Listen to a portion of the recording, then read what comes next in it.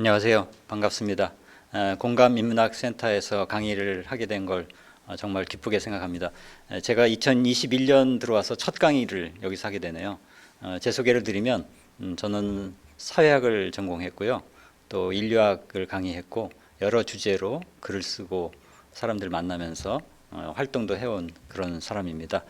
오늘 우리가 함께 고민할 주제인 혐오와 관련해서는 제가 2014년에 썼던 모멸감이라는 책이 있는데 아마 그런 저술의 인연으로 이 자리에 초대받은 것 같습니다. 참 우리한테 익숙한 주제이지만 성찰하기엔 참 어려운 그런 주제 같기도 합니다. 어린 아이 때부터 이 혐오 감정이라는 걸 많이 경험하지 않습니까? 어른이 되어서도 또 개인이나 집단 차원에서도 수없이 이런 미움, 이런 감정들이 오갑니다. 근데 이것이 그냥 감정에서 끝나지 않고 엄청난 사건, 또 사회적인 어떤 차별, 폭력 이런 걸로 이어질 때 문제가 심각해지고 역사적으로도 수많은 비극이 거기서 발생을 했기 때문에 그 뿌리를, 씨앗을 살펴보는 그런 시간이 되기도 하겠습니다. 우리 마음 안에 그런 게 있다는 거죠. 그 제목을 혐오와 적대를 넘어서려면, 혐오라는 말은 잘 살펴보면요, 싫어한다는 뜻이 있고 미워한다는 뜻이 있죠. 싫어하는 것과 미워하는 것 좀 다르죠. 벌레를 싫어하지만 미워하진 않죠. 그죠? 예. 근데 싫어하면서 동시에 미워한다. 내가 그런 대상이 된다. 이건 인간으로서 엄청난 경험입니다. 여러분은 언제 누구를 미워해 보셨습니까? 누구를 싫어해 보셨습니까? 또한 그런 대상이 되어 보셨습니까? 그런 상호작용이 우리 사회 안에 역사 속에서 끊임없이 벌어져 왔는데 그 양상들을 좀 살펴보려고 합니다. 두 시간에 나눠서 진행이 되는데 첫 번째 시간의 제목을 누가 누구를 왜 미워하는가. 동물들은 그렇게 뭐 미워한다는 생각은 안 들죠. 그냥 생존 본능 때문에 목숨을 걸고 싸우고 물어뜯고 그러긴 하지만 거기에 어떤 분노라든지 증오의 감정이 있는 것 같지는 않습니다. 몰라요. 개들이 서로 싸울 때 보면 있긴 하겠네요. 뭐 수컷끼리 암컷을 놓고 싸울 때 그럴 때는 그런 감정이 있을지 모르겠는데 그렇게 많은 시간을 지배하는 것 같지는 않습니다. 그런데 인간은 참 여러 경우에서 이런 미움이라는 것을 늘 마음속에 품고 그것을 또 확장하고 그러고 살아가요. 나는 누구를, 여러분 한번 자기를 한번 떠올려 보십시오. 여러분이 미워하는 대상, 지금까지 미워해왔던 그런 사람들 또는 나를 미워해온 사람들, 내가 개인적으로든 집단이든 그런 걸 떠올려 보시기 바랍니다. 그게 바로 나의 역사가 될 겁니다. 역사라는 게 거창한 게 아니라 우리 마음의 드라마거든요. 내가 누구와 어떤 관계를 맺었고 무슨 이야기를 나눴고 거기에서 어떤 마음이 오갔다. 이것만으로도 엄청난 역사입니다. 그것이 모여서 커다란 흐름이 될 때 우리가 역사책에서 보는 사건 같은 게 되겠죠. 우리가 누군가를 미워할 때는 이유가 있습니다. 물론 그 이유가 다 정당한 건 아니죠. 억지로 갖다 붙인 이유도 참 많습니다. 미움이라는 감정이 먼저 있고 그것을 합리화하기 위해서 거기에 여러 가지 구실로 갖다 붙이는 이유, 그것이 훨씬 더 많을 겁니다. 그렇지만 어쨌든 그건 중요한 문화 현상입니다. 자, 추상적인 얘기보다도 좀 구체적으로 가보죠. 이번에 미국 대통령 선거로 새로운 대통령이 들어섰습니다. 대통령보다 더 주목받는지 모르겠습니다만 예전의 부통령에 비해서 이번 부통령은 존재감이 큽니다. 그죠? 예전에 여러분 부통령 누구인지 아주 애매한 희미한 그런 기억이 많지 않습니까? 그거 같은 경우에 다시 대선에 나와서 좀 뚜렷해졌고요. 이번에는 이 해리스라는 여성 부통령이 아주 주목을 받고 있습니다. 바이든이 4년을 다 못 채울 거다. 아니 4년만 하고 그 다음 넘어가기 어려울 거다.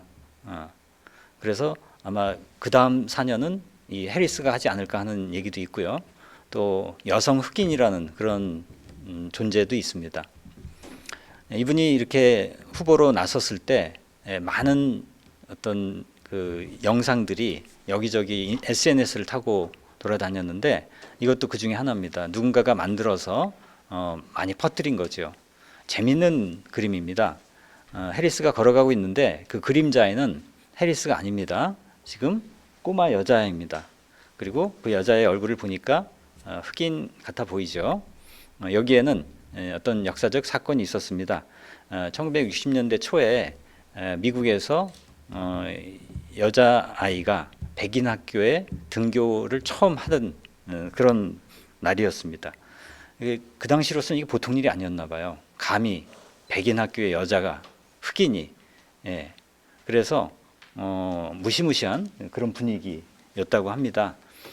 그러니까 아이를 보호해야 되니까 주변에 많은 경찰 등등 이렇게 어른들이 호위하면서 이제 등교했는데 그 당시 사진은 없는 것 같고 이렇게 상황을 재현한 그림이 있는 것 같아요. 그러니까 이 그림을 해리스의 영상에 이렇게 합성을 해서 만들어진 것이 아까 보여드린 그런 사진입니다. 자, 이 사건 더 구체적으로 볼게요. 이게 그 당시의 모습입니다. 지금으로부터 한 60여 년 전만 하더라도 흑인들은 미국에서 인간 취급을 못 받았던 거죠. 그래서 저렇게 백인 학교에 등교하는 것만으로도 야유의 대상이 되고 배척이 되고 그런 모습입니다. 뒤에서 바라보는 조롱하는 저 눈빛들을 보십시오. 지금 시점에서도 흑인들이 차별을 많이 받고 억울하게 폭행당해 죽는 일이 벌어져서 시위도 일어납니다. 그러니까 60년이 지났지만 뭐 그렇게 크게 달라진 것 같지는 않다라고도 얘기할 수 있고 저 때에 비해서는 그래도 나아졌다 이렇게 얘기할 수도 있겠습니다. 어쨌든 우리가 그렇게 심각하게 겪지 않는 인종 갈등을 미국에서는 저렇게 오랫동안 고심해 오고 있는 거죠. 자, 여기에서 왜 우리는 단지 피부빛이 다르다는 이유로 저렇게 인간 이하의 취급을 하게 되고 저렇게 함께 모여서 야유하고 경멸하는 그 마음속에 무엇이 있는가? 저 사람들은 어떤 공통점이 있을까? 내가 저 자리에 있다면 어땠을까? 저 흑인 입장일 수도 있고요, 백인 입장일 수도 있습니다. 인간이요, 다른 사람으로부터 배척을 당할 때 그때 느끼는 고통은 어마어마하다고 합니다. 이런 실험을 합니다. 사이버볼이라는 건데 여기 밑에 있는 사람은 내 참가자입니다. 그리고 저 위에 두 사람은 내가 알 수 없는 두 사람. 하여튼 보이지 않는데 나는 여기서 이 커서를 치고 있고 다른 두 사람은 또 다른 데서 이렇게 하고 있어요. 게임은 뭐냐면 볼을 왔다 갔다 하는 거죠. 캐치볼을 서로 주고받고 하는 겁니다. 처음에는 나한테도 왔다 갔다 해요, 공이. 그러다가 실험을 어떻게 설계했는가 하면 나중에 갈수록 나를 왕따시키는 거예요. 나한테 공이 안 와요. 그래서 자기 둘이만 계속 공을 왔다 갔다 주고받는 겁니다. 이때 이 실험 참가자의 뇌를 이렇게 측정을 해보니까 엄청난 고통을 겪고 있더라는 겁니다. 이게 무슨 돈이 오가는 이해관계가 걸린 그런 게 아니지 않습니까? 단지 게임이에요. 그런데도 이때 느끼는 고통은 보통이 아니라는 거죠. 여기서 소셜 페인이라고 했는데 저걸 제가 사회적 고통이라고 이렇게 번역을 하지 않은 이유는 사회적 고통 그러면 마치 사회에서 일어나는 많은 고통, 뭐 세월호라든지 그런 생각을 할 것 같아서, 근데 그게 아니라 여기서 소셜은 미국 영어에서 소셜하면 사교적인 그런 말도 있지 않습니까? 인간관계에서 오는 고통, 여러분 인간의 많은 고통이 사회적으로 주어집니다. 타인으로부터 와요. 그죠? 여러분이 살면서 힘든 것 대부분은 사람 때문입니다. 다른 사람이 있습니다. 누군가가. 그 외에 인간이 겪는 고통은 뭐 질병의 고통이라든지 뭐 많지 않습니다. 경제적 고통도 사실은 누군가 타인 때문에 오는 거지 않습니까? 다른 동물과 달리 인간은 이 사회적 고통이 엄청나게 크다. 근데 저렇게 대놓고 아주 딱 대상을 찍어서 그 사람을 왕따시킨다거나 업신여기게 되면 그때 이 감정은 엄청난 거죠. 몸에서 느끼는 통증 그 부위하고 똑같아요. 그러니까 몸에서 이렇게 어디 다쳤을 때 느끼는 그 통증하고 이렇게 사람들한테 왕따당해서 겪는 통증하고 똑같다는 거죠. 따라서 이런 통증을 느낄 때 진통제를 먹으면 또 좀 완화가 된다고 합니다. 그 증거가 딱 그거죠, 그죠? 결국 통증을 느끼는 차원은 똑같다는 겁니다. 자, 이 상황을 한번 보십시다. 역사적으로 중요한 한 장면을 담은 아주 다큐멘터리 필름인데, 여러분 이게 어떤 모습인 것 같습니까? 언제 상황일까요? 1945년 2차 대전이 끝난 44년인가 뭐 그 무렵, 독일이 패전하고 프랑스에서 물러난 다음 45년 되겠네요. 그때 프랑스의 상황입니다. 프랑스에도 독일이 꽤 많은 시간 지배했습니다. 우리만큼은 아니지만. 그러고 나서 물러났을 때 거기에서도 해방의 물결이 일어났겠죠. 근데 좋기만 했냐? 모두가. 오히려 그때부터 고통을 받았던 사람도 있다는 겁니다. 어떤 사람이었을까요? 바로 여기에 한 가운데 있는 여성을 주목해 보십시오. 많은 사람들이 시선을 한 몸에 받고 있습니다. 머리를 깎았습니다. 왜 깎았을까요? 저 여성은 어떤 일을 저질렀길래 저런 수모를 겪고 있을까요? 지금 저 군중의 시선은 결코 환대의 눈빛이 아닙니다. 적개심, 증오, 경멸. 자, 저 여성은요, 독일이 점령했을 때 독일 장교, 독일 군인과 동거했던 그런 여성이라고 합니다. 저런 여성들이 꽤 있었다고 해요. 충분히 있을 수 있는 일이죠. 사랑이라는 건 그런 거 관계 없으니까.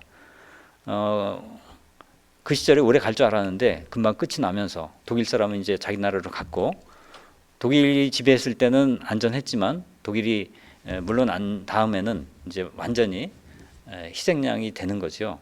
그동안 자기들이 억눌렸던 모든 울분을 저 여성한테 쏟아붓는 겁니다. 그 방식은 복수입니다. 어떻게 복수하나요? 추방하는 겁니다.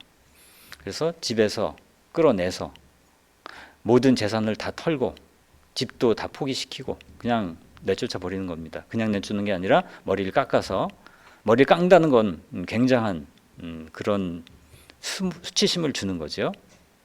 저기 앞에 걸어가는 늙은 남자는 누구 같습니까? 아마도 그 친정 아버지일 가능성이 높아 보입니다. 이 사진을 보면서 많은 생각을 하게 됩니다. 여러분은 저런 상황에 놓인 적이 있습니까? 어떤 사람이 잘못했을 때 모두가 나서서 일제히 손가락질을 하고 침을 뱉고 그때 통쾌함을 느끼는 이런 군중의 모습들, 한국에서도 있었는지 모르겠어요. 일본 일제시대가 끝난 다음에 저런 일이 있었나 모르겠습니다. 근데 이런 마음은 어느 시대에나 인간한테 다 도사리고 있는 겁니다. 누군가를 함께 미워할 때 그 미워하는 사람들 사이에 뭐가 생기죠? 유대감이 생깁니다. 함께 누군가를 싫어한다는 건 굉장히 든든한 마음이 생겨요. 우리 뒷담화할 때 친해지잖아요. 뒷담화가 왜 좋습니까? 나 혼자 그 사람 싫어하는 게 아니구나. 저 사람도 그 사람 싫어하는구나. 좋아하는 감정으로 맺어지는 것보다 싫어하는 감정으로 맺어지는 게 훨씬 더 끈끈합니다. 여러분 누구를 좋아한다, 같이 좋아한다, 그거 그렇게 강력하지 않아요. 근데 누구를 함께 미워한다, 굉장히 강력하게 결속합니다. 왜? 인간은 두렵기 때문에. 사실 이런 것을 많이 하는 사람들, 이렇게 누군가를 왕따시키기 좋아하는 사람들은 약한 사람들입니다. 그래서 저렇게 혼자서도 아니고 비겁하게 뭉쳐서 저렇게 약한 사람을 괴롭히게 되죠. 이건 좀 다른 상황인데요. 소록도라고 아시죠? 지금도 나병, 한센시병이라고 하죠. 한센시, 옛날엔 문둥병이란 말을 썼는데 문둥병이란 말은 거의 사라졌고 나병이란 말도 많이 안 쓰는 것 같고, 한센시병 환자들이 지금도 살고 있습니다. 더 이상 환자가 많이 늘어나진 않는 것 같아요. 다 나이가 드셨죠. 근데 일제시대 때 저기다 다 수용했지 않습니까? 그리고 해방되고 나서도 계속 저기가 유지가 됐습니다. 이 사진은 뭐냐면 오른쪽이 환자들입니다. 왼쪽은 그 자녀들입니다. 아시다시피 이 병은 유전으로 옮아가지 않습니다. 자녀들은 건강해요. 그렇지만 부모님이 거기 살기 때문에 함께 살고 있는 거죠. 그렇지만 접촉은 또 못하게 해야 되니까 격리시켰습니다. 자가격리가 아니라 강제로 격리시킨 거지요. 요즘 말로 하면 동일 집단 격리 이렇게 되나요? 그런데 부모니까 면회는 해야 되잖아요. 그래서 일주일에 한 번 면회하는 장면입니다. 그런데 이렇게 서 있어요. 일렬로. 저게 면회의 전부입니다. 가까이 가질 못하는 거예요. 중요한 건 바람인데요. 바람의 방향이 어느 쪽이냐에 따라서 서는 위치가 달라집니다. 이날은 왼쪽에서 오른쪽으로 바람이 불고 있다, 이렇게 보시면 되죠. 사실 바람 타고 전염이 되는 게 아님에도 불구하고 그 당시는 잘 몰랐기 때문에 저렇게 공간을 배치했습니다.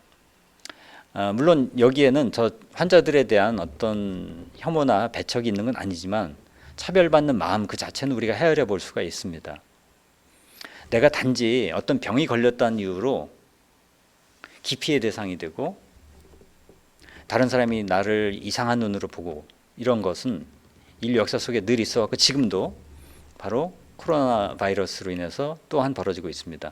우리나라에 현재까지 코로나 바이러스 확진자 다 나은 사람 포함해서 돌아가신 분 포함해서 환자가 6만 명 정도 있었습니다. 꽤 많죠. 6만 명. 그러니까 1000명 중에 1명, 900명 중에 1명 정도가 걸린 건데요. 세계적으로는 지금 시점에 1억 명이 걸렸다고 하고요.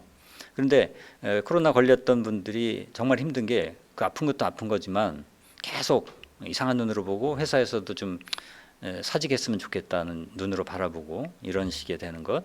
인류 역사 속에서 이 질병이라는 건 늘 위험했기 때문에 그 병에 걸린 사람은 피해자인데 또한 가해자 취급을 받았던 이런 역사가 있습니다. 이게 한세신병이 옛날 같은 얘기 같지만 어느덧 우리도 이제 전염병이 만연하는 시대에 다시 살고 있기 때문에 이런 상황들을 다시 반추해야 될 그런 상황이 된 것 같습니다.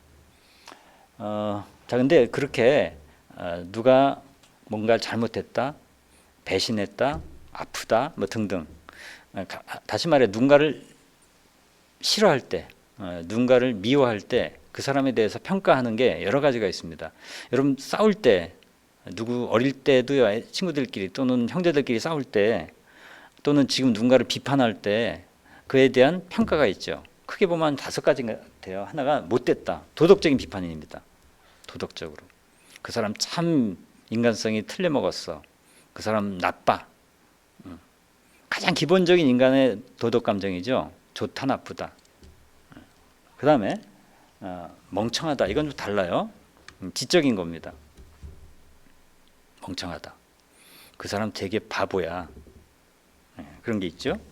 그 다음에 못생겼다. 외모 갖고 얘기합니다.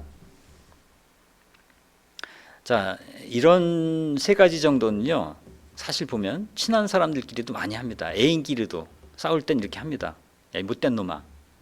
친구끼리도 에이, 못생긴 게 이런 얘기 하죠. 농담 삼아. 물론 기분 좋은 건 아닙니다만 그 정도는 친한 사이에도 오가고 상처가 되지 않을 수 있어요. 맥락에 따라서는. 그죠? 야, 너 왜 이렇게 생각하는 게 그 모양이냐? 너 이렇게 생각이 모자라니 바보야. 이렇게 얘기해도 그게 애정이 느껴져요. 그러니까 이런 정도는 경우에 따라서는 오히려 친근감의 표시일 수도 있다. 아닐 수도 있고요, 물론. 그런데 이런 것보다 훨씬 더 사람을 아주 이렇게 깔아내리는 게 2가지가 있는데 하나가 더럽답니다. 잘 생각해 보세요. 애인끼리 아무리 싸워도 이 더러운 놈 이렇게 얘기하면 그건 끝난 겁니다. 회복이 안 돼요. 좀 더 쌍스러운 표현 써볼까요? 갈보란 말 아세요? 남자가 여자한테 에이 걸레야 이런 말 쓰면 어떻게 될까요? 그건 영원히 회복이 안 됩니다. 그러니까 인간이 인간을 깨끗하다 더럽다 이렇게 그 선에서 구분해서 얘기할 때는 이건 완전히 이제 너는 안 봐. 나랑 상종을 안 해. 이렇게 작정을 하고 하는 거예요. 이건 못됐다고 차원이 달라요. 여러분이 다른 사람으로부터 더럽다는 오염의 대상으로 바라봐 준 적이 있습니까? 실제로 우리 몸에서 냄새가 난다. 누가 나한테 너 입에서 냄새 나. 몸에서 좀 썩은 내가 나 그러면 그 사람이 나를 위해서 한 말이지만 얼마나 충격이겠어요. 실제로 내 몸에서 그런 냄새가 계속 난다고 생각해 보세요. 이게 보통 일이 아닙니다. 근데 그게 질병을 수반한다. 사회생활을 할 수가 없겠죠. 더 나가봅시다. 재수 없답니다. 이거야말로 인간이 인간한테 가할 수 있는 가장 극언입니다. 물론 뭐 아주 가벼운 말로 아예 재수 없어 이런 말이 있지만 대놓고 너 왜 이렇게 재수가 없니? 볼 때마다 근데 이 나머지 두 가지가 인류 역사에서 많은 사람한테 집단적으로 가해졌던 그런 규정입니다. 그러니까 흑인이 바로 그런 거죠. 흑인이 못생겼다, 뭐 못났다, 흑인이 못됐단 말 안 해요. 흑인은 좀 머리가 나쁘다 이런 얘기는 했겠지. 근데 흑인은 더럽다.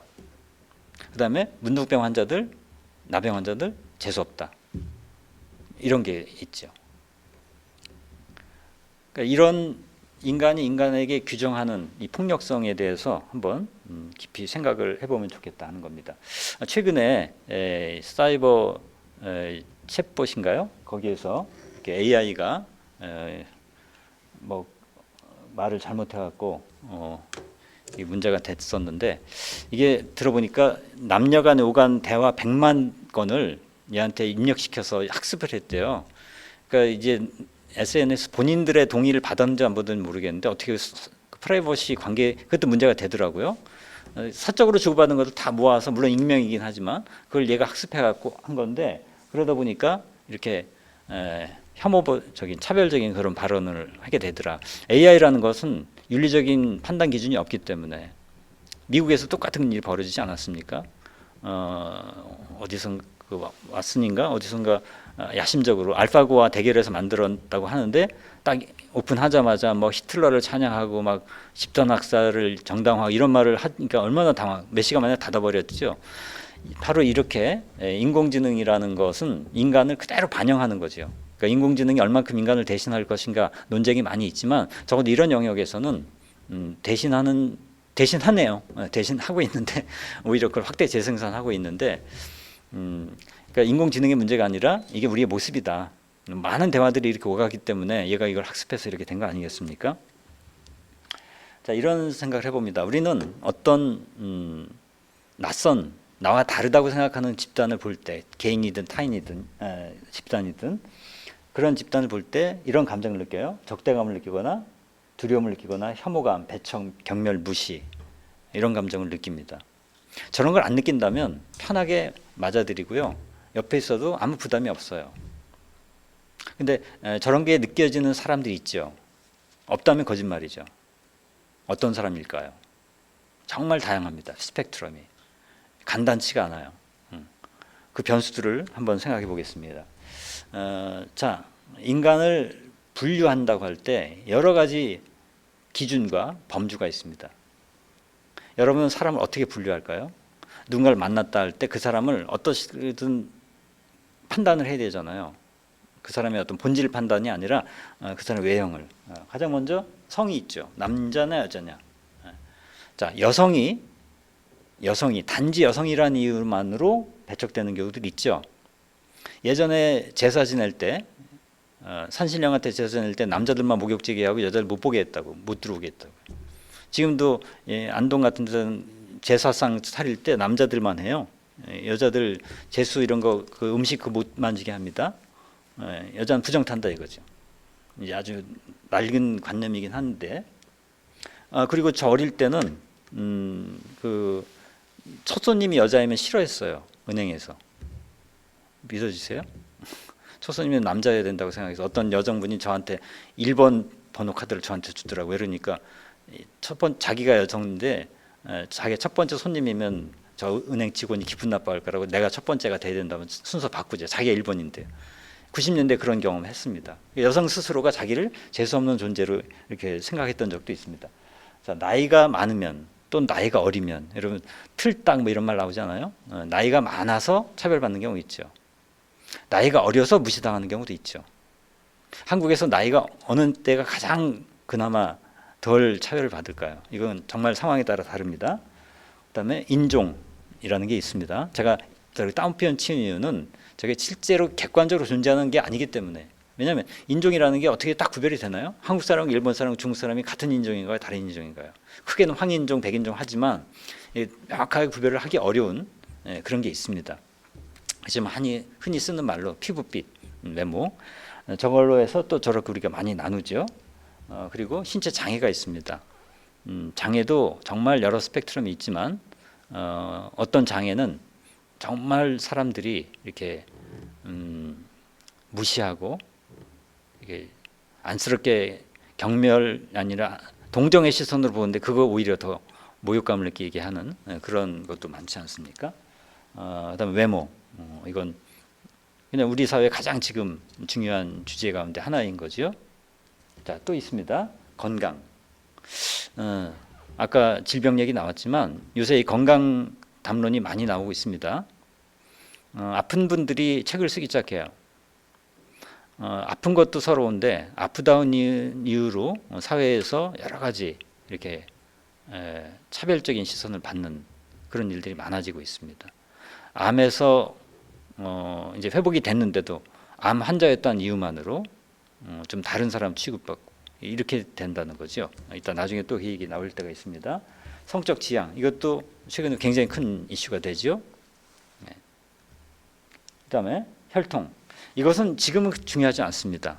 한때는 굉장했죠. 우리 사회에서 양반 가문, 적서, 뭐 서자냐, 뭐 이거냐에 따라서.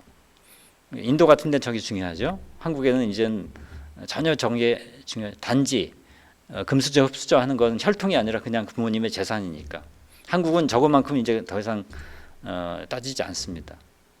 물론 건강한 유전자를 갖고 태어났다, 뭐 부모가 예쁘니까 아이도 예쁘다, 그런 거 좀 다른 차원이고, 이거는 그냥 진짜 옛날 혈통을 얘기하는 겁니다.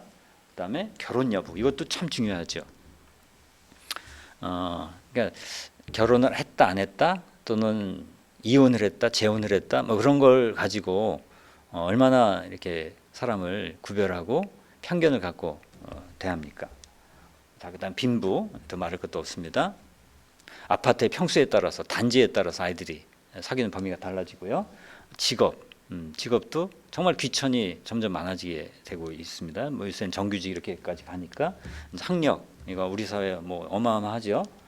그다음에 지역, 이 지역은 출신 지역을 말하는 하나는, 또 하나는 지금 거주 지역을 얘기하죠. 사람 만나면 어디 사세요? 이렇게 묻는 게 그게 좋은 인사일까? 외국 사람들 그런 질문 잘 안 하는데 우리는 많이 묻거든요. 거기에는 은근히 그 사람의 사회적, 경제적 위치 이런 걸 확인하는 그런 게 깔려 있지 않을까, 이렇게 생각도 들어요. 그다음에 국적. 여러분이 국적으로 차별받아 본 적 있습니까? 외국에 나가는데 단지 한국인이라는 이유로 우대받거나 반대로 무시당한 경험 있나요? 사실 한국 여권은요, 꽤 높은 가치를 지니고 있습니다. 우리 사회의 경제력이 이제 세계 10위권에 들어가기 때문에 뭐 비자 없이 갈 수 있는 나라도 많고요. 뭐 불법 취업으로 오지 않을까 이런 의심을 별로 받지도 않아요. 그런 점에서는 차별을 덜 받지만 그래도 또 어느 차원에서는 차별을 또 많이 받죠. 한국 사람끼리는 안 하지만 한국에 들어와 있는 외국인들은 여기 엄청난 차별을 받고 있습니다. 또 하나가 종교가 있을 겁니다. 근데 우리 사회에서는 종교로 인한 차별은 뭐 그렇게 자주 있지는 않습니다. 코로나로 신천지 뭐 그런 정도지 종교 그 자체로 뭐 저것이 갈등이 되거나 이러진 않아요. 참 이렇게 보시면요, 지금 10개 이상의 범주가 지금 나와 있거든요. 제가 사회학 30년 공부한 결과를 이렇게 정리한 건데 어디에도 이렇게 정리되어 있지 않습니다. 이게 다 우리 사회에 문제가 되는 차별의 지점들입니다. 그리고 이게 뭐냐면요, 결혼할 때 따지는 조건들이에요. 그죠? 여기 젊은 분들이 계시다면, 아니면 여기 자녀가 결혼 전형에 계시다면, 여러분 뭐부터 묻습니까? 우리 딸이 자기 자녀가 나 이제 결혼할 사람이 생겼어 그러면 뭐부터 물으세요? 나이부터 물으십니까? 학력부터 묻습니까? 부모님 뭐 하시니 묻습니까? 직업부터 묻습니까? 종교부터 묻습니까? 다 다르죠? 예. 그러니까 이건 차별에서뿐만 아니라 우리가 사람을 무엇을 기준으로 바라보느냐 할 때 들이댈 수 있는 중요한 프레임들입니다. 동물들한테 이런 게 없어요.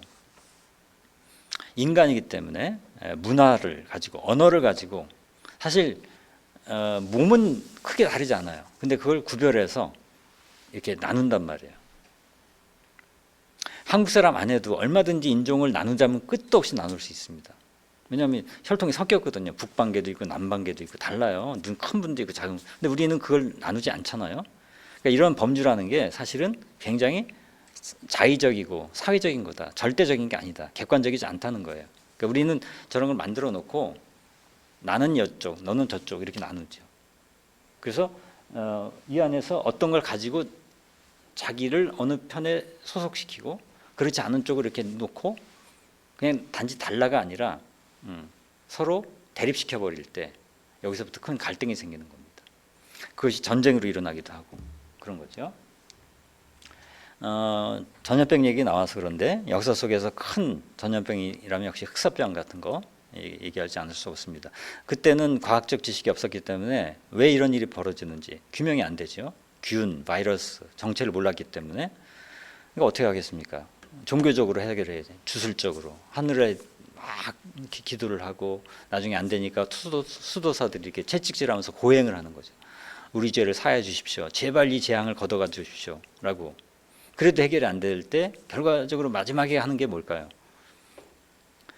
도저히 어떻게 해결이 안 되는데 이 어찌할 수 없는 고통, 사회적 고통 이런 걸 해결하는 한 가지 방법은 희생양을 찾는 겁니다.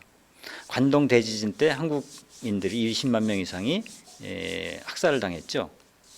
그냥 민간인들한테. 발음은 즈 발음인가 그게 아무리 일본어를 잘해도 한국 사람 티가 나는 그 발음이 있답니다. 그거를 가지고 학살을 했습니다. 왜? 그게 아니면 자기들이 겪는 고통을 어떻게 해결이 안 되는 거죠. 그러니까 고통을 처리하는 한 가지 방법은 다른 사람한테 폭력을 가하는 겁니다. 그러니까 이렇게 뒤집어 얘기할 수 있습니다. 유난히 폭력적인 사람들이 있죠. 언어적인 폭력, 또 공격적인 성향을 가진 사람들, 자기가 가진 알량한 지위 갖고 다른 사람을 누리려고 하는 사람들, 이런 사람들의 공통점은 뭐냐면 고통이 많은 사람들이에요. 그렇게 보시면 거의 정확합니다. 고통이 없는 사람은 그렇게 안 합니다. 그러니까 내 안에도 누군가 이유 없이 자꾸 미워하고 싶은 마음이 생긴다. 어딘가 고통이 있다는 증거로 보시면 돼요. 그 뿌리를 찾아야 됩니다. 근데 그 고통을 직면하지 않고, 왜냐하면 직면하자니 너무 힘들거든요. 그러니까 그 고통을 직면하지 않고 다른 식으로 그냥 회피하는 방법이 바로 저렇게 희생양을 찾는 거죠. 그때는 유대인들이었죠. 유대인들이 기독교가 지배했던 중세시대 때 계속 이렇게 미움의 대상이었죠. 예수를 죽였다는 이유로. 그다음에 여러 가지가 있죠. 유대인들이 이렇게 미움받은 이유는 기독교에서는 이자놀이를 못하게 했거든요. 근데 그걸 유대인들은 그 금기가 없으니까 했단 말이에요. 당연히 그들이 돈을 많이 벌었죠. 그리고 어디 정착이 안 되니까 늘 배척당하니까 역시 그렇게다 보면 자기 살 길 찾아서 창의성을 발휘하게 되죠. 개척을 많이 하게 되고 그건 질투가 된단 말이죠. 그 결정적으로 2차 대전 히틀러 때도 그렇게 됐지만 그래서 이게 유태인들이 많이 희생을 당했던 그런 전염병의 시대가 있습니다. 자, 지금도 코로나가 중국에서 나왔다는 이유로 지금은 좀 잦아들었겠습니다만 작년 코로나가 막 유럽에 퍼졌을 때 한창 이런 일이 있었습니다. 중국 사람들은 특히, 근데 중국 사람뿐 아니라 비슷하게 생긴 동양인, 그들 눈에는 구별이 안 되니까 사실 우리도 구별이 쉽진 않잖아요. 그러니까 중국 사람 비슷하게 생긴 동양인을 보면 너희들 때문에 우리가 이 고생한다면서 대놓고 이렇게 막 해코지했던 적도 있지 않습니까?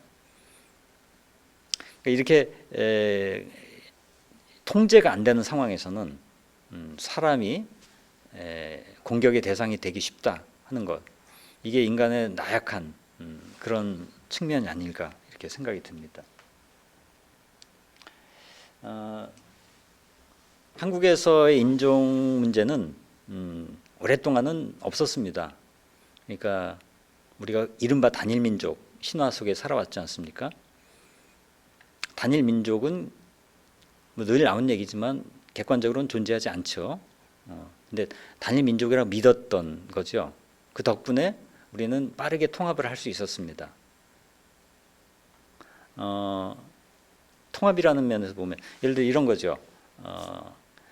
산업화를 할 때 많은 지역에서 자기 땅을 떠난 사람들이 서울로 도시로 몰려들어서 공장에서 일을 했어야 되잖아요. 산업화는 어디서 경쟁력이 있는가?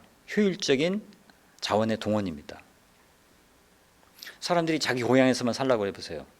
나 도시 안 가. 우리 부모님 모시고 살아. 이래 되면 산업화 안 되죠. 근데 한국 사람들은 굉장히 유교정신이 투철했음에도 불구하고 60년대 중반쯤 지나면서 다들 고향 땅 떠나서 도시로 왔습니다. 문제는 그렇게 왔을 때 그 전국에서 모여든 사람들이 잘 어우러지고 하나의 질서 속에 통합이 돼야 되거든요.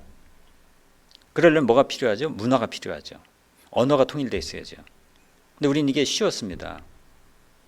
이미 삼국 통일 때부터 언어가 다 통일되어 있었기 때문에 백제하고 고구려하고 말이 안 통했을 가능성이 있습니다.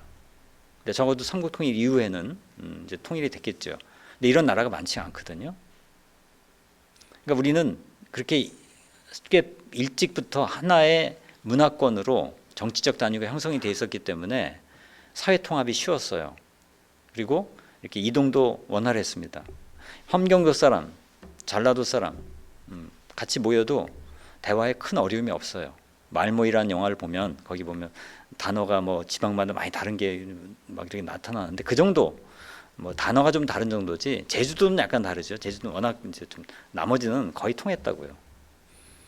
그리고 말이 통했을 뿐 아니라 외모도 정서도 문화도 다만 뭐 양반 문화 이런 게 근데 그런 건 다 깨졌기 때문에 어차피 전쟁 통해서 그러니까 우리는 한민족이야 이런 게 딱 있고 더구나 다들 전쟁으로 무너지고 가난했던 시절이기 때문에 이제 뭐 그냥 너나 나나 다 못 살아 다 겸손했죠. 저 어릴 때만 하더라도 동네에 가난한 사람 부자 그렇게 서로 안 따지고 반에서도 아이들끼리 부자 가난한 거 그렇게 서로 위화감 안 느꼈어요. 70년대까지만 하더라도 그런 것이 바탕에 깔려 있었기 때문에 우리는 산업화를 빨리 할 수 있었습니다. 즉 굉장히 단합이 쉬웠죠. 근데 그 이면에는 뭐가 있을까요? 다양성, 이질성, 그러니까 우리와 다른 존재를 맞아들이는 그런 여유가 상대적으로 상당히 부족한 이런 약점을 우리가 갖고 있습니다. 이건 기억하실 겁니다. 2017년 있죠 아마 16년인가요? 난민 예멘 난민들이 500명인가가 제주도에 왔을 때 이들을 어떻게 맞아들일 건가를 놓고 사회적으로 많은 논쟁이 있었습니다. 반대 여론이 들끓었죠. 그 이슬람에 대한 반감도 하나가 있고요. 그다음에 난민이라는 그 존재에 대한 그런 거북함 그런 것도 같이 작용했던 것 같습니다. 특히 젊은 여성들이 상당히 많이 반대 의사를 표시했던 걸로 알고 있는데 그래서 이들을 절대 맞아들여서 안 된다. 난민 인정하면 안 된다. 돌려보내라. 그 이유는 성범죄 위험이 있다. 이런 거였거든요. 근데 실제로 성범죄가 있었나요? 지금까지 전혀 그런 사건은 없었습니다. 단지 그럴지도 몰라라는 막연한 두려움이 점점 증폭이 되면서 실제인 것처럼 과장이 된 것. 이게 문제인 거죠. 우리가 낯선 존재를 바라볼 때 막연한 선입견이 진실이 돼버리는 경우가 참 많이 있습니다. 이거 집단 속에서 더욱더 그렇게 되는 경우가 많다는 거죠. 한국도 이런 난민이 됐던 적도 있죠. 전쟁 난민. 난민하면 난민의 반대말이 뭡니까? 국민이죠. 그죠? 난민 얘기가 나와서 그런데 난민은 여러 가지가 있어요. 난민이 발생한 이유는 크게 세 가지입니다. 정치적 난민, 박해를 받아서 오는 난민. 그다음에 경제적 난민, 먹고 살 길이 없어서 오는. 세 번째가 뭘까요? 환경 난민. 최근에 방글라데시의 어떤 사람이 프랑스에선가 나 우리나라 돌아가면 대기 오염이 너무 심해서 못 돌아가. 나 이 나라에 망명하고 살래. 근데 인정받았다는 거거든요. 그런 시대가 왔습니다. 앞으로 기후 위기가 오면요, 이 환경 난민이 어마어마하게 쏟아질 겁니다. 왜냐하면 이 낮은 쪽에 있는 도시들 또 태평양에 많은 섬 그런 데 살던 주민들은 갈 데가 없어지죠. 땅이 사라지니까. 그럼 난민이 되는 겁니다. 우리도 언제든 난민이 될 수 있죠. 또 한때 난민이었죠. 전쟁 난민, 피난민, 그죠? 전 세계적으로 지금 난민이 1억 명 이상이라고 하거든요. 시리아 하더라도 뭐 2천만 명 이렇게 되니까. 근데 우리가 뭐 그렇게 난민까지 아니라 할지라도 이방인으로서 독일에 갔을 때 간호사 또는 광부로 이렇게 일했었던 기억 있지 않습니까? 60년대 그때 갔을 때 굉장히 많은 기여를 했고 또 거기서 돈을 열심히 벌어서 한국에 송금을 해서 그 덕분에 경제 성장에 큰 보탬이 됐습니다. 그때 간호사들 경우에 여기 받는 임금의 5배를 받았다고 하니까 알뜰하게 아주 최소한만 쓰고 다 한국의 가족들한테 보내주는 그런 방식으로 했으니까 그 돈이 상당했던 거지요. 근데 돈만이 아니라 그들이 거기서 받았던 대우, 지금 거기 계셨던 분들이 나 독일에서 차별받았어, 그때 서러웠어 이런 말씀 안 하십니다. 우리는 그런 혜택을 받았는데 한국에 와 있는 외국인들 이주 노동자도 있고 뭐 난민도 있고 그러겠죠. 그런 분들이 어떻게 취급을 받는가를 좀 생각해 보면 너무나 대조가 됩니다. 이 다른 집단에 대해서 갖고 있는 편견이 얼마나 무서울 수 있는가 하는 것을 보여주는 굉장히 중요한 도표인데요. 이건 외국의 어느 학자가 만든 거고 많이 인용이 되고 있습니다. 자, 가장 밑에는 편견이 있어요. 편견은 특정 집단에 대한 부정적 고정관념, 같은 생각을 가진 사람들 사이에 편견을 공유한다. 자, 편견은 어느 경우에도 혼자서 갖고 있지 않습니다. 아니, 우리의 생각은요 다 사회적인 거예요. 이 세상에 나 혼자만 갖고 있는 생각이 있을 것 같아요? 거의 없습니다. 거의 모든 경우에 공유합니다. 단지 몇 사람이라도. 근데 특히 편견의 경우에는 굉장히 널리 퍼지고요, 강하게 공유가 됩니다. 그리고 저 편견은 어디나 있어요. 편견이 없을 수가 없어요. 편견이 없는 사람이 있을까요? 그건 불가능합니다. 이 강이라는 저주사도 편견이 없을 수 있을까요? 말도 안 되죠. 편견은 불가피합니다. 그게 집단적이든 개인적이든 편견이 있어야지만 우리는 살아가요. 또 정보를 처리해요. 편견이 없이 있는 그대로 다 본다. 정신없어요, 이거. 우리는 딱 보면 쟤 이래 이렇게 딱 그냥 대충 정리하고 넘어가는 게 있잖아요. 그게 있어야지 살지. 일일이 하나하나 다 새롭게 판단해야 된다. 너무나 힘들어요. 편견은 불가피하다. 문제는 그 편견이 점점 더 심해지고 강화되는 거죠. 그래서 표현이 되는 겁니다. 편견을 갖고 있는 것에서 머물지 않고 그걸 표현을 해요. 조롱, 위협적, 모욕적, 표현적 말이나 행동, 집단 따돌림. 자, 그냥 저 사람 이럴 거야 라고 하는 것과 그걸 표현하는 건 엄청난 차이입니다. 우리가 친구한테 느끼는 섭섭함이 있잖아요. 그걸 그냥 마음에 품고 있는 것과 그 사람한테 얘기하는 것 차이가 크듯이, 더구나 이건 사회적으로 하나의 보이스가 돼서 나오는 거지, 개인적으로가 아니라. 아까 말씀드렸다시피 이런 감정일수록 집단성이 강해진단 말이에요. 혼자서 누군가를 욕하는 건 쉽지 않아요. 근데 함께 욕하면 훨씬 더 내가 자신감이 생기죠. 칭찬은 내가 혼자 하는 게 괜찮아요. 근데 누구를 공격하는 건요, 이건 두려운 일이거든요. 그래서 함께 하고 싶어요. 근데 그럴수록 더 강해져요. 그래서 혐오 표현이 더 나가면 차별 행위가 됩니다. 처음에 표현만 하더라도 그냥 언어로 오가는 거지요. 근데 문제는 그 다음이 제도까지 가는 겁니다. 차별하는 거죠. 고용 서비스 교육 등에서 차별, 괴롭힘, 분리, 배제 하는 거예요.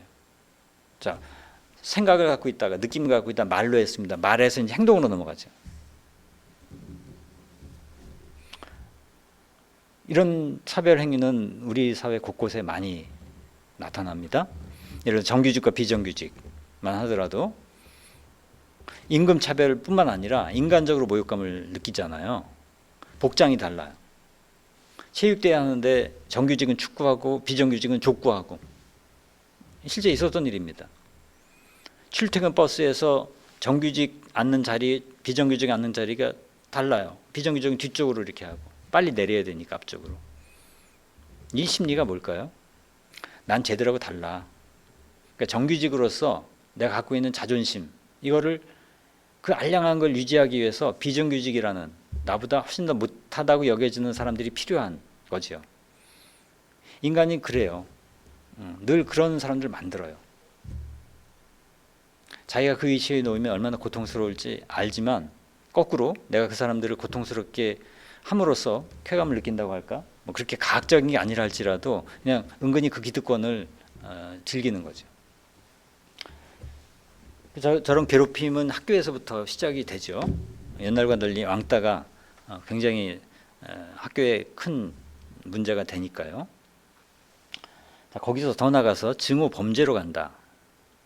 그러니까 차별 행위까지만 하더라도 폭력, 적어도 폭력은 폭력이에요. 근데 대놓고 폭력은 아닐 수 있어요. 근데 범죄로 가면 이게 달라집니다. 폭행, 협박, 강간, 방화, 테러, 기물 파손. 그러니까 증오 범죄. 우리 사회에 증오 범죄가 있나요? 개인적으로 증오 범죄는 있죠. 복수하는 거. 근데 이건 그게 아니고 집단적으로 증오 범죄하는 거예요. 예를 들어서 기독교인들이 절간에 가서 불상 파괴하는 거, 이런 게 증오 범죄죠. 저 마귀야 이렇게 해서. 종교가 아주 무섭죠. 그래서 그런 게 증오 범죄입니다. 또 뭐가 있을까요? 2차 대전이 끝나고 나서 독일에, 이 역사를 우리 아는 사람 별로 없는데 2차 대전이 끝나고 히틀러가 죽고 독일이 항복한 다음에 독일의 도시에서 무슨 일이 벌어졌을까요?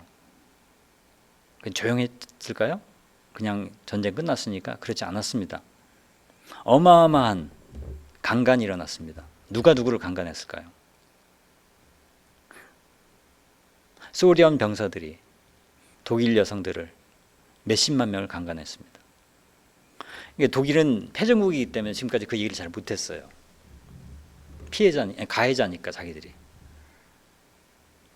근데 승전국인 당신 소련이죠. 2차 대전 승리에 소련이 기여한 게 엄청나거든요. 한 5천만 명 정도가 전사했고요. 소련이 아니었으면 이길 수가 없었어요. 근데 그 소련이 전쟁이 끝난 다음에 복수하는 마음으로 독일의 수많은 여성들을 짓밟았습니다.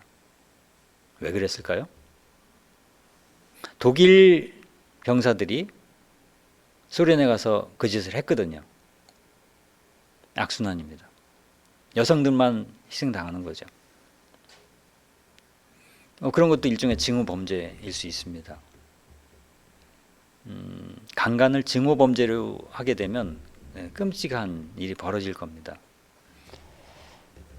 우리 사회에서 증오 범죄가 아직까지 그렇게 많이 나타나는 것 같지는 않아 보여요. 특정한 집단을 놓고 뭐가 있나요? 뭐 어떤 외국인이라든지 장애인이라든지 그 여성에 대해서 개인적으로 뭐 이렇게 뭐 화장실에 죽이고 이런 건 있었지만 집단적으로 그런 것 그렇게 많지 않아 보여요. 다행히. 앞으로 생길 수가 있습니다. 지금 우리 사회에서 다문화 가정 자녀들이 좀 계속 나이가 들고 있지 않습니까? 차별을 많이 받아왔고요. 앞으로도 어려움이 클 겁니다. 지금은 이제 성년기가 아직 안 됐어요. 뭐 일찍 친구들은 군대도 가고 했지만, 근데 어릴 때부터 차별받으면서 커서 계속 그 불이익이 평생 이어지면 그들이 결집력을 가지면 굉장한 이 한국 사회 기존 그룹에 대한 적개심이 생길 가능성이 있습니다. 프랑스에서 한 10여 년 전에 막 폭동이 일어났잖아요. 그게 딱 그거거든요. 프랑스가 필요해서 이주 노동자들 많이 불러들였어요. 그때는 싼 노동력으로 기여를 많이 했는데 오래 살다 보니까 정착이 돼 있었고 더 이상 뭐 나가라고 할 수도 없고 국적은 다르고 근데 문화는 다르고 종교도 다르고 통합은 안 되고 학력 수준도 낮고 프랑스 말도 잘 못하고 뭐 등등. 그러니까 근데 이들은 자기가 그 주류 사회에 전혀 낄 수가 없고 먹고 살기도 힘들고 이렇게 되니까 그 친구들이 이렇게 응어리가 져가지고 이걸 이제 막 파괴적으로 행동을 하기 시작했는데 그런 건 증오 범죄하고 좀 다른 차원인데 제가 얘기하다 약간 다른 걸 지금 얘기하고 있습니다만 증오 심지어 어쨌든 그거는 그 복수심 같은 게 그 안에 깔려 있는 겁니다. 자, 가장 끔찍한 게 집단 학살입니다. 그냥 씨를 말려버린다. 한국은 집단 학살이 있었나요? 있었죠. 4.3도 집단 학살이고요. 광주도 집단 학살입니다. 단지 그때도 뭐가 있네요. 이렇게 범주가. 4.3은 빨갱이란 이유로. 그러고 보니까 아까 제가 피라미드에서 빼놓은 게 하나가 있네. 생각, 사상이 있네요. 중요한 걸 지금 놓쳤습니다. 그러니까 한국에서는 그동안 뭐 어디 지역 출신이다 해서 죽인 적은 없고요. 적어도 현대 한국 20세기 역사에서는 이른바 빨갱이, 사상, 이념 그걸 가지고 집단 학살을 했네요. 근데 이게 더 커지면 히틀러 같은 이런 일이 벌어집니다. 히틀러가 당시에 독일 사람들이 왜 유대인들을 그렇게 어마어마하게 학살을 했습니까? 아니 미개한 나라도 아니고 베토벤, 칸트, 예술과 철학의 그 기라성 같은 인물들을 배출했던 독일에서 어떻게 그런 일이 벌어질 수 있을까요? 그것도 아주 오래전도 아니고 20세기 한복판에서. 미스테리 아닙니까? 그 밑에 깔려 있었던 감정은 뭘까요? 독일이 1차 대전이 끝난 다음에 어떤 상황이었죠? 어마어마한 전쟁 배상금을 물었습니다. 영토도 많이 빼앗겼습니다. 전쟁 배상금이 너무 가혹했어요. 그래서 경제가 완전히 파탄이 났습니다. 그 당시 인플레이션 어마어마했죠. 뭐 돈이 그냥 휴지 조각만도 못했으니까. 그럼 독일 사람들은요, 자기들이 한때 잘 나갔는데 이게 뭐냐? 수치심, 두려움 이 두 가지 휩싸였습니다. 불안했죠. 경제가 이렇게 무너지면 우리 미래가 어떻게 될 거냐. 이때 등장한 게 히틀러죠. 뭘 자극했습니까? 우리는 게르만족으로서, 아리안족의 후예로서 고귀한 혈통을 갖고 있다. 우리의 인종적 우수성을 믿고 이 지구를 바꿔내자. 그러려면 저 유대인들 없애야 된다. 유대인뿐 아니었습니다. 뭐 집시들도 많이 희생당했고요. 그다음에 독일인 안에서도 장애인들 많이 죽였습니다. 같은 아리아 인종이라 할지라도 아리아 인종 안에서 우수한 인종만 남겨야 되니까 같은 독일이라 할지라도 장애인들은 안 돼. 이렇게 해서 죽인 거예요. 그 당시엔 그걸 다 국민들이 받아들였습니다. 정말 청소가 벌어진 거죠. 인종 청소는 20세기 후반에도 저쪽 세르비아 그런 데서도 있었고요. 언제든 벌어질 수 있는 겁니다.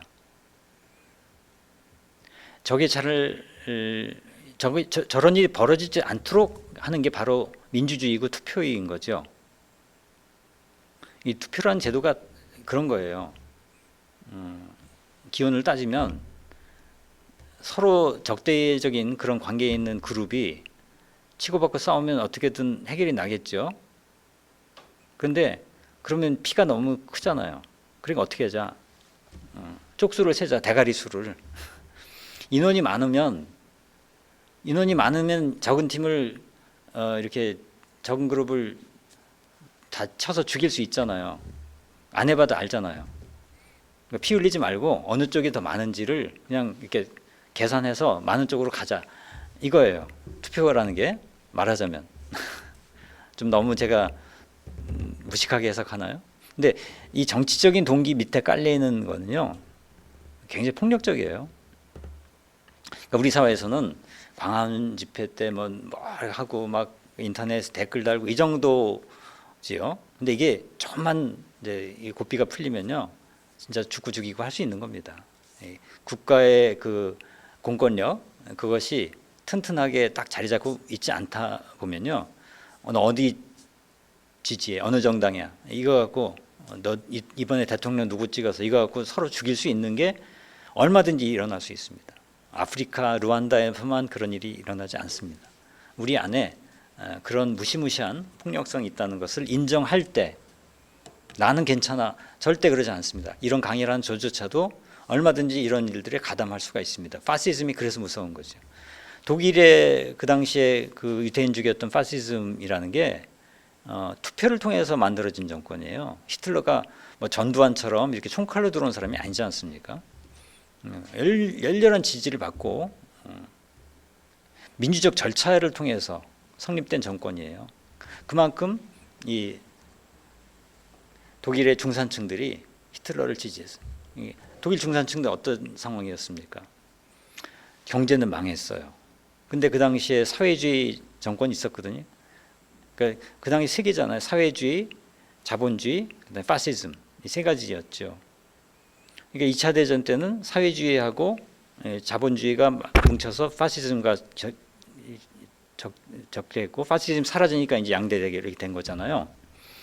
히틀러 당시에도 사회주의하고 파시즘은 같이 갈 수가 없는 거죠. 어차피 쪽 기존의 보수 세력은 망한 거고, 그럼 대안으로 사회주의가 막 뜰 텐데 중산층들 입장에서는 저 노동자들하고 나를 동일시하기 어려워요. 내가 쟤들보다 낫지. 쟤들 주장에 내가 동조하는 건 자존심이 상해. 그런데 히틀러가 등장한 거죠. 게르만 민족 이러면서. 여기 딱 틈새가 생겼던 겁니다. 우리도 얼마든지 가능한 이야기예요. 이 민족주의라는 건요. 그래서 무서운 거예요. 사람들을 맹목적으로 몰아가요. 모든 걸 절대화해요. 생각을 안 해요. 거기서 끝나지 않고 누군가를 민족주의라는 항상 적대 세력을 만들어서 생기는 거죠. 그죠? 이 세상에 하나밖에 없는 민족이 있다. 민족주의 안 생깁니다. 지구 민족주의 이런 거 없잖아요. 지구인들의 그 단결된 외계인이 생기면 생길 거예요. 외계인이 나타나면. 근데 항상 다른 집단이 있을 때만 생겨납니다. 그러니까 일본도 그걸 이용하고 항상 북한이라는 걸 이용하고 우리도 우리끼리 서로 그렇게 이용하는 그런 게 있습니다. 그래서 이런 그 어떤 편견에서 시작되는 여러 가지 부조리한 일들 이런 걸 우리가 한번 잘 생각해 보시기 바랍니다. 문제는 제가 계속 말씀드리는 게 우리 생각이 어떻게 더 비좁게 굳어지는가 하는 겁니다. 최근에 이제 필터 버블이라는 말 번역이 안 됩니다만 에코 챔버, 저건 메아리방 이런 말도 쓰는데 이런 개념들이 나오는데요. 무슨 말이냐면 유튜브 같은 거 보시다 보면 내가 뭘 보면 비슷한 게 계속 추천이 돼서 뜨죠. 그죠? 그래서 계속 비슷한 걸 보게 돼요. 그런 알고리즘이 그 안에 다 깔려 있어요. 유튜브를 운영하는 쪽에서 나의 취향을 정확하게 알고 이 사람이 이거 좋아하는구나. 이것도 좋아하겠지. 그러니까 어떻게 되냐면 어떤 정치적 사안에 대해서 여러 가지 의견이 있을 수 있는데 이 사람의 의견을 내가 봤어요. 그러면 거기 밑에 그 사람과 비슷한 의견이 또 계속 뜨는 거예요. 그러면 그 몇 개 보다 보면 이게 다인 줄 알아요. 여러 사람이 그렇게 생각하니까. 그 인터넷 댓글에 좌표 찍는다는 말 있지 않습니까? 인터넷에 어떤 사건이 있어요. 그러면 누가 댓글을 처음 쓰느냐에 따라서 그 다음 댓글들이 영향을 상당히 많이 받아요. 그게 좌표 찍는 거예요. 여긴 이 사안에서 이렇게 생각해야 되나 봐 하고서 한 사람이 쓰고 그 사람이 두세 사람 쓰잖아요. 대여섯 사람만 써도 그 다음부터는 이게 대세가 돼요. 딴 얘기하기 힘들어져요. 그럼 점점 눈동이처럼 불어나요. 순식간입니다. 누가 첫 글을 쓰냐에 따라서 완전히 달라질 수 있습니다. 이거 왜 필터 버블이라고 하냐면 여기 보세요. 여기 이거 동그라미가 쳐졌죠. 이렇게 동그라미 쳐졌습니다. U 동그라미 안에는 파란 색깔의 그런 모양만 있습니다. 비슷비슷하다는 거죠. 바깥에는 여러 색깔들이 있어요. 즉 내가 듣고 싶은 것만 듣게 돼요. 저절로. 그러니까 내가 그런 걸 찾아서 듣게 되는 것도 있죠. 또한 메커니즘으로 그렇게 돼. 페이스북이나 이런 거 하다 보면 뭐 카톡도 그렇고요. 비슷한 사람끼리 계속 교신하면서 비슷한 생각을 퍼날러요. 가짜 뉴스도 몇 번 듣다 보면 가짜 뉴스라고 생각이 안 들어요. 그래서 버블이라고 하는 거예요. 거품이라는 거죠. 거품. 점점 커집니다. 그래서 안과 밖이 완전히 달라요. 그 안에 있으면 그게 다라고 생각이 들어요. 에코 챔버도 마찬가지죠. 메아리 방. 메아리가 이렇게 울리죠. 방에 있으면 같은 이야기가 계속 반복되는 거죠. 반복될 뿐 아니라 점점 더 증폭이 돼. 더 커져. 그러니까 이게 뭐 꼭 인터넷까지 가지 않다 하더라도요. 아까 뒷담화 얘기 나왔지만 누구 미워하는 마음으로 사람들이 모여서 얘기 나눌 때 처음에 내가 가졌던 생각보다 점점 더 그 생각이 확신이 될 때가 많아요. 걔 이렇지 않아 그러면 맞아 막 그런 감정을 강화하는 생각들을 계속 모으죠. 나중에 그것이 확실해지고요. 절대 맞아요. 누구도 거기에 이의 제기 못해요. 혹시 걔가 이럴지도 모르는데 그거 걔한테 이런 측면도 있지 않아? 이런 얘기 못하죠. 가만히 있어 왕따 당하니까. 그러니까 일단 대사가 형성이 되면 그쪽으로만 계속 정보를 내놔야 돼. 내가 걔의 다른 측면이 있는 걸 알지만 그 경험을 얘기하면 내가 여기서 왕따 당하니까 사람이 비겁한 거죠.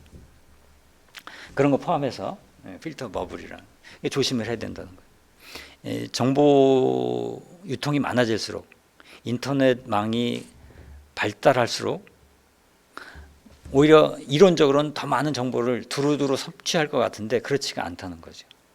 정보의 양이 많아질수록 오히려 더 시야가 좁아진다. 역설입니다. 그거 안 느끼세요? 보는 것만 봅니다. 만난 사람만 만납니다. 즐겨찾기에만 들어가요. 생전 안 보는 거 안 봐요.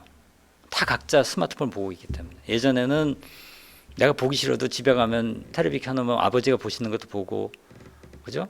이런 공유하는 게 있었는데 지금 각자다 보니까 완전히 담이 다 쌓입니다. 그게 뭐 가족 세대만이 문제가 아니라 우리 사회 여러 취향에 따라서, 가치관에 따라서, 지향에 따라서 아주 파편화되는 이런 거죠. 전 세계적으로도 마찬가지.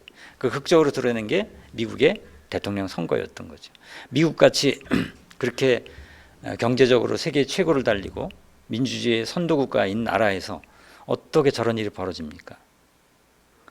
대선에 불복해서 그 지지자들이 의사당을 난입하고 총기로 서로 겨루고 이 믿어집니까? 어이가 없지요. 근데 언제든 우리든 그런 야만의 상태로 퇴행할 수 있다는 겁니다. 왜? 인간은 두렵기 때문에. 트럼프가 그걸 이용한 거잖아요. 사람들의 두려움을. 히틀러하고 비슷한 측면이 있습니다. 체제의 근본을 바꾸진 않아요. 근데 일부 사람들의 불만만 이용해요. 거의 이용당하는 거죠. 그게 몇 천만 명이지 않습니까? 그 미국의 반지성주의 이런 얘기 많이 나오는데 반지성주의라는 게 그래도 반지성주의는 뭐냐면 뭐 공부를 안 한다, 학자들 미워한다 그게 아니고 답정너 이거예요. 네 생각은 무조건 틀렸어. 내 생각은 무조건 맞아. 이게 반지성주의죠. 지성이라는 건 뭐냐? 지식과 다르게 내가 틀릴 수도 있어 라는 그런 생각을 한번 해보는 거. 이게 지성이에요. 지성인이라고 하면 성찰을 하는 게 지성인이지 그냥 지식이 많다고 해서 지성인은 아니지 않습니까? 우리 사회에는 지식은 정말 많아요. 늘어날 수밖에 없죠. 우리나라처럼 공부 많이 하니까 인터넷 어마어마한 정보가 쏟아지죠. 근데 과연 지성이 얼만큼 자라나고 있냐, 이건 좀 질문을 던져볼 대목입니다. 그러니까 집단이라는 게 굉장히 위험합니다. 이게 조심해야 돼요. 우리 집단에 있으면 편하죠. 나 혼자 생각하는 것보다 여러 사람이 함께 생각하고 그걸 동의하고 확인하면 안심이 되잖아요. 외롭지가 않잖아요. 나만 그걸 생각하고 있다고 생각해 보세요. 얼마나 불안합니까? 근데 바로 거기에 함정이 있다는 겁니다. 몇 가지 글 얘기해 볼게요. 월트 리트만이라는 사람이 있어요. 모두 비슷하게 생각할 때 아무도 깊이 생각하지 않는다. 못 보는 걸 다 못 본다는 거예요. 우리 눈에 뭐가 씌웠다고 그러죠. 다 같이 씌울 때가 많아요. 그러니까 망상에 빠지는 거예요. 꿈이란 말 있잖아요. 꿈은 두 가지예요. 야, 꿈 깨 그럴 때 꿈 뭘까요? 망상이에요.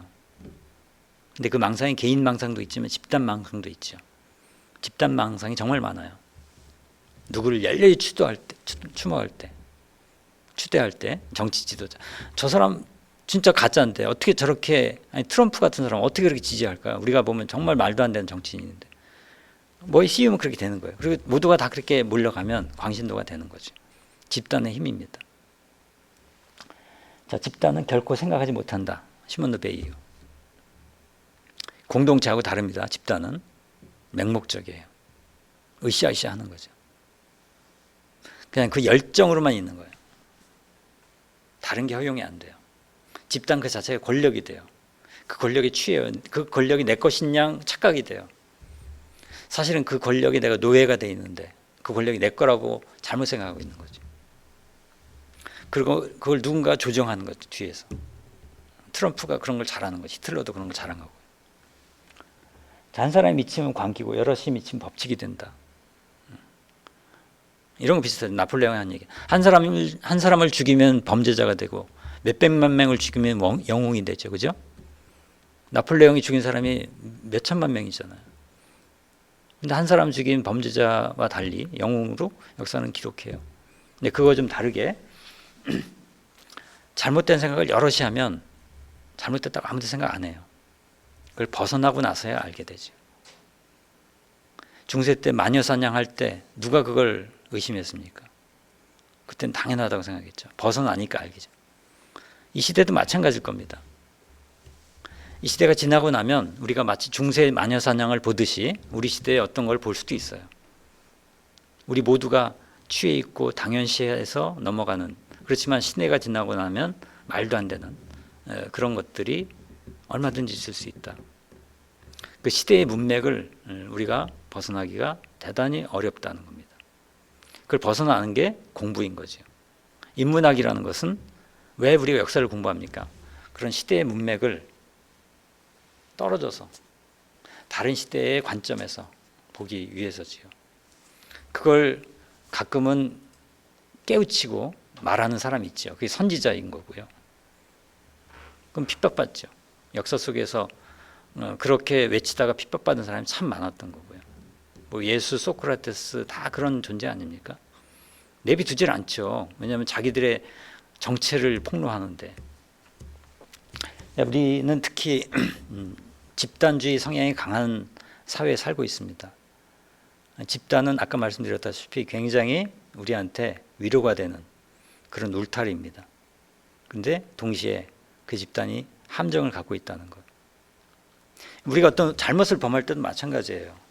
개인적으로 범하는 잘못도 있지만요, 함께 범하는 잘못도 굉장히 많아요. 있잖아요. 그 못된 짓도 함께하면 죄책감 없어지는 거. 그거 하나가 있고요. 또 하나는 뭐냐면 실수 같은 거 할 때도 다 못 보는 게 있어요. 제가 옛날에 잡지사 했을 때요, 아주 사소한 건데 이렇게 편집자들이 한 10명 됐어요. 그러면 다 기사를 다 점검하고 철자 체크해요. 근데요, 책이 나오고 나서야 제목에 오자가 있는 걸 발견했습니다. 스스로를 스스스 이렇게, 아직도 기억이 나요. 20년 전인데. 제목을 못 봤어요. 아무도. 10명이 체크했는데. 여기 꼭 집단이라서 아닐 수도 있겠. 이 정도면 나를 받겠지, 뭐 그렇게 넘어간 건 아닌가 싶어요. 그런 게 많습니다. 그러니까 조직 안에서 벌어지는 그런 오류, 집단 편향이라고 하죠. 그 소속 멤버들이 이렇게 믿고 있으면 아무도 의심하지 않는 거, 그런 것이 이제 집단 관계되는 겁니다. 자, 또 하나 덧붙여서 말씀드리고 싶은 게, 최근도 아니네요. 뭐 인터넷이 생겨난 이후에 우리 사회에 지속적으로 발생하는 그런 문제입니다. 악플입니다. 악플. 악플의 피해를 가장 많이 받는 분들이 연예인들일 겁니다. 이제 정치인도 악플을 받긴 합니다만, 정치인들은 상당 부분은 받을만 하니까 받는 게 있고요. 그리고 그들이 취하는 정책, 정치적 입장, 그런 거에 따라서 받는 걸 겁니다. 내용도 혐오라기보다는 비판에 가까운 걸 건데요. 근데 연예인들의 그 악플은 이게 좀 달라요.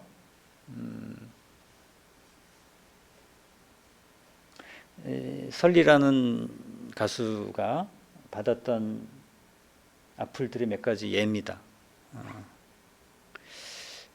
왜 저런 걸 보낼까요? 어떤 개인적인 악감정이 있어서, 무슨 저 사람이 나한테 잘못한 게 있어서 그럴까요? 그러니까 이 대중들이 연예인들을 대하는 태도, 감정, 그거 어떤 게 깔려 있을까요? 정치인하고 다른데요. 이른바 셀럽, 유명한 사람 중에는 뭐 여러 가지입니다만, 연예인들의 경우에 전 연예인들에게 일반 사람들이 가장 느끼는 감정은 부러움, 질투심, 약간 열등감, 그런 게 아닌가 싶어요. 왜냐하면 누구든지 관심을 받고 싶어 하거든요. 주목받고 싶죠. 인기 얼마나 좋습니까? 돈이 아무리 많아도 내가 사람들한테 관심 못 받으면 그 별로, 돈 아무리 많아도 소용없어요.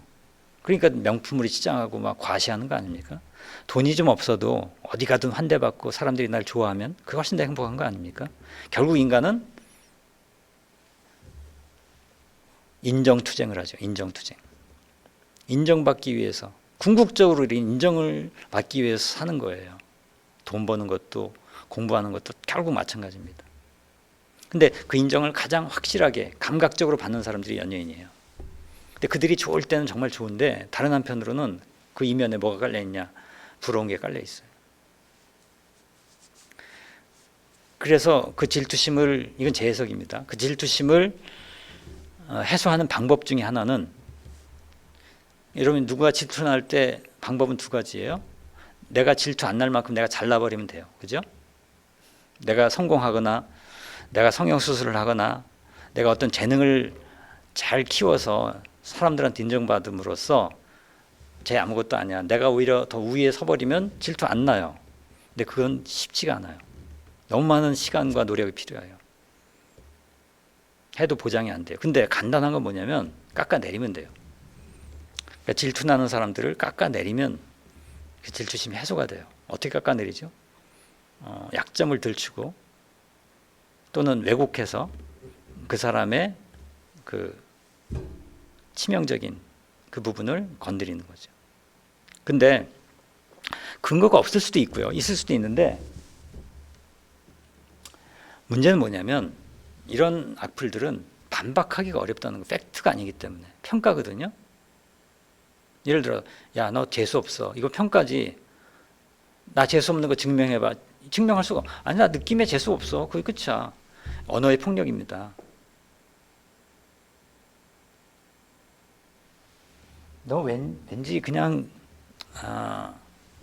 너무 싸구려야. 이런 식으로, 아까 제가 더럽다, 재수없다, 그런 식의, 그죠? 산티난다, 정신 상태가, 이거 재수없다거든요. 인간의 가장 그 말종 취급을 이렇게 해버린단 말이에요. 제가 알기로 설리는 꽤 내공이 있었던 연예인으로 알고 있습니다. 나름 자기의 그 주관과 철학이 뚜렷했고, 대중들의 그 평가 이런 것에 그렇게 연연하지 않은 이었음에도 불구하고 이런 것이 계속 연달아 들어올 때 견뎌내기가 어려운 거죠. 연예인뿐 아니라 스포츠맨 중에도 어느 여자 배구 선수인가요? 자살하신 분도 계시죠. 그러니까 다른 걸로 사람이 무너지기도 하지만, 나와 전혀 알 수 없는 그 누군가가 보낸 한마디가, 그것이 여러 번 반복될 때 그것이 자기를 규정해버리는 듯한 느낌을 갖게 됩니다. 인간이 그렇습니다. 10번 칭찬하다가 한 번 비난하면 그 한 번 비난이 나를 규정하는 것 같아요. 인간 관계도 그러잖아요. 누구 잘해주다가 한 번 잘못해보세요. 잘못한 게 그 사람과의 관계를 규정해요. 인간이 그만큼 취약합니다. 그러니까 부모들이 애를 키울 때도 한 번 혼내면 한 5번 칭찬해야 돼요. 그러니까 부정적인 거 한 번은요, 굉장히 강도가 센 겁니다. 근데 악플은 그런 거거든요. 이게. 근데 이 악플을 보내는 사람들의 심리, 이게 뭘까요? 자, 악플 사례 봅시다. 외모를 지적하고요, 허위사실을 유포하고 욕설을 하고. 자, 이 세 가지가 전부 다 반박하기가 어렵다는 거예요. 허위사실은 반박할 수 있겠지만 저걸 계속 퍼뜨리면 이게 나쁜 뉴스는 빨리 가는 거 아시죠? 헛소문 같은 거 훨씬 더 빨라요. 좋은 뉴스는 좋은 뉴스보다 나쁜 뉴스가 3배 빠르게 간대요. 이해가 되세요? 여러분들 나쁜 뉴스 들으면 누구한테 얘기할 때 둘 중에 하나 얘기하려면 나쁜 뉴스 얘기하지 좋은 뉴스 얘기 안 해요. 어떤 사람이 좋은 점이 있다, 어떤 사람이 나쁜 점이 있다. 나쁜 점부터 먼저 얘기해요. 예, 그게 더 솔깃하거든요. 그래서 훨씬 빨리 빠져나가요. 그러니까 허위사실은 되게 안 좋은 거거든요. 저거를 수정하는 정보를 아무리 퍼뜨려도 한계가 있어요. 속도에서. 나머지 외모 지적, 욕설 이거 어떻게 반박해요? 그렇게 느낀다는데. 악플이 세 가지 전형적인 겁니다. 악성 댓글의 기준이 이렇다. 피해자를 특정한다.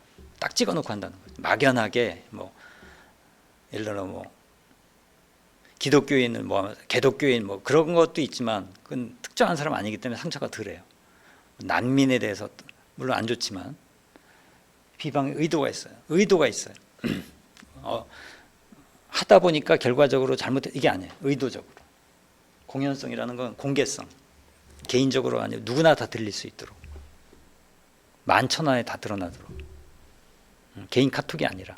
이 세 가지가 합쳐지면 이걸 악성 댓글이라고 한다. 이렇게 법적으로 이렇게 기준이 됐을 겁니다. 이런 댓글을 받아보신 적 있습니까? 또는 써보신 적 있습니까? 우리나라 사람들은 악플을 참 많이 답니다. 다른 나라에 비해서 악플의 반대말이 선플이죠. 선플보다 악플의 비율이 훨씬 높대요. 왜 그럴까요? 그만큼 부정적 감정이 많이 시달리는 것 같아요. 처리되지 않는 그런 응어리들. 악플 달면 뭔가 해소가 되는 것 같은 느낌이 들거든요. 나보다 유명한 연예인을 공격하면 내가 그 급인 것처럼 착각이 들거든요. 근데 문제는 어떤 상황에서 하는가 하는 겁니다. 제가 보면 이렇습니다. 자, 대면과 비대면이 있고요. 요새 대면 비대면 많이 얘기하죠. 근데 저는 여기서 대면 비대면을 단지 온라인 오프라인 이렇게만 얘기하지 않고 진짜 얼굴을 보냐 안 보냐 이거까지 얘기합니다. 그러니까 줌 강의는 반대면이라고 봐요. 반쯤은 얼굴 보고 한단 말이죠. 완전한 비대면은 그러니까 그냥 얼굴 안 드러내고 글을 올리는 거. 얼굴 드러내고 글 올리고 이렇게 하는 건 반대면. 그리고 완전히 맞서서 하면 대면 이렇게 되겠습니다. 그다음에 익명, 실명 이렇게 있을 수 있어요. 우리가 누군가를 만날 때 상황을 봅시다. 대면 실명이에요. 우리 보통 친구 만나면 서로 누군지 알죠. 얼굴 보고 있죠. 여기서는요 웬만해서 욕설 못해요. 한 다음에 그거는 작정하고 싸움하겠다는 그런 각오를 하고 하지 않으면 쉽지 않습니다. 악플 많이 다는 사람들이 여기서 그렇게 하지 않습니다. 2번은 뭘까요? 대면 익명이에요. 모르는 사람이랄지라도요 얼굴 보고서는 나쁜 얘기하기 힘들어요. 물론 있을 수도 있어요. 전철 같은 데서 처음 보는 사람이랑 싸우기도 하죠. 막 멱살 잡고 죽인다고 합니다. 근데 그건 아주 드물어요. 몰라도 저 사람이 누군지 모르고 이름도 몰라도 얼굴을 보고서 면전에 대고 나쁜 소리를 내뱉는다? 이게 보통 아닙니다. 힘들어요. 반대로 비대면 실명. 4번은 뭘까요? 비대면 실명. 아는 사람인데 카톡방에서 누군지 뻔히 알잖아요. 얼굴이 안 보인다 그래서 거기서 함부로 악플 달 수 있어요? 후환이 두려운데 어렵죠. 자, 문제는 3번입니다. 익명 비대면이에요. 얼굴도 안 보이고 저 사람이 내가 누구인지, 내가 저 사람이 누구인지, 연예인의 경우는 내가 그 사람이 누구인지 알지만 그 상대방이 나가 누구인지 모르잖아요. 악플 달 때 자기 실명으로 달진 않잖아요. 악플 다는 사람이 그 연예인 앞에 가서 그렇게 할 사람 거의 없어요. 실제로 악플 다는 사람들 이렇게 추적해서 검거하고 하면요 의외로 소심한 사람 무척 많다고 하죠. 어떻게 이런 사람이 그런 일을 벌일 수 있을까? 라고 의심이 들 만큼 마치 해킹하는 사람들, 인터넷 바이러스 만들고 하는 사람들도 그렇게 막 사악한 사람들이 아니랍니다. 굉장히 온순하고 막 얌전하고 오히려 비사회적이고 숨어 지내고 이런 사람들. 뭘까요, 그건? 그만큼 자기를 다른 사람과 정당하게 관계 맺지 못하는 이런 사람들일 가능성이 많죠. 그러니까 악플이라는 건 그런 반증인지도 모릅니다. 우리의 삶에서 대면 실명이 점점 줄어들어요. 더구나 코로나로 인해서 더 그렇게 돼가고 있습니다. 늘어나는 건 익명 비대면이 늘어나요. 물론 비대면 실명도 늘어납니다만 익명 비대면이 점점 늘어납니다. 이 공간이 어떻게 유지되는가가 전 그 사회의 수준이라고 봐요. 즉 모르는 사람끼리 얼마큼 서로를 존중하고 배려하는가 하는 문제죠. 서로 안 볼 사람, 다시 안 볼 사람이라 할지라도 얼마큼 입장을 바꿔 생각하고 인간으로 맞이하는가, 거기에 달려 있다고 봅니다. 자, 오늘 혐오에 대해서 이제 앞부분 우리가 누가 왜 미워하는가 이런 주제로 생각을 해봤습니다. 여러분의 개인적인 경험, 기억, 역사적 체험 이런 게 얼마만큼 떠오르셨는지 처음에 말씀드렸듯이 그게 따로 있지 않다. 내가 살아온 역사 안에 내 삶이 흘러왔기 때문에 서로 투영될 수밖에 없다는 겁니다. 근데 거기에서 이 혐오 감정이라는 것이 최근에 들어와서 부각된 것이긴 합니다만 그 뿌리를 거슬러 들어가면 굉장히 깊다. 조선시대도 있고 한국전쟁도 있고 그다음에 집안의 배경도 있고요. 등등. 그것이 여러 가지로 변종되고 왜곡되면서 우리 삶을 이렇게 짓눌러 온 거죠. 그리고 지금 이렇게 인터넷이 확장된 세상에서 사람이 사람을 만나는 그런 소통의 공간이 상당히 제한적이면서도 또한 아무 글이나 막 써서 올리면 다 사회적으로 다 읽혀버리는 이런 세상이 된 것. 그러니까 우리가 통제할 수 없는 환경을 만들어 버린 거죠. 근데 그걸 윤리적으로 잘 유지할 수 있는 이런 책임감, 이런 시스템을 못 만든 채 지금 과도기를 겪고 있는 것 같습니다. 그러니까 이런 혐오, 누구를 배척하는 마음, 이것이 어떤 에너지로 우리 안에 흐르고 있고 그것이 어떻게 다른 사람과 만나서 집단화되고 때로 폭력이 되는가, 권력으로 억압을 하는가 이런 생각을 하면 이게 단지 혐오만이 아니라 우리 사회, 우리 삶을 좀 다양하게 들여다보는 그런 하나의 거울이 되지 않을까 이렇게 생각을 합니다. 오늘 이래서 첫 번째 시간에는 이 혐오의 현상, 그 저변에 깔리는 사회적 맥락 이런 걸 살펴봤고요. 이제 다음 시간에는 그럼 이런 것을 넘어서서 어떤 사회로 우리가 나가야 되고 나갈 수 있는가 그런 생각을 해보겠습니다. 다음 시간에 뵙겠습니다.